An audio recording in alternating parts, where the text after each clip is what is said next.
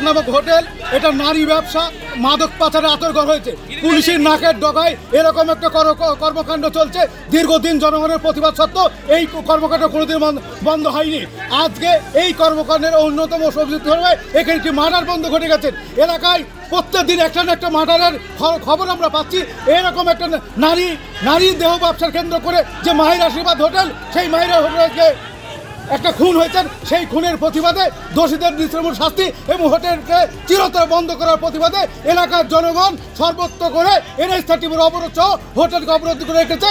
যতক্ষণ না পর্যন্ত দোষীদের গ্রেপ্তার হবে এবং হোটেলকে চিরস্থায়ী বন্ধ করা হবে, তার এই আন্দোলন চলবে।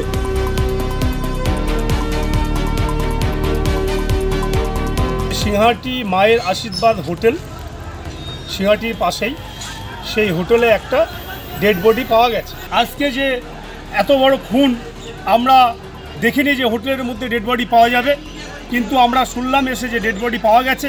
তার জন্য প্রশাসন যথাযথ ব্যবস্থা নিয়েছে। উত্তেজিত জনতা ক্ষোভের বশবর্তী হয়ে কিছু ভাঙচুর করেছে।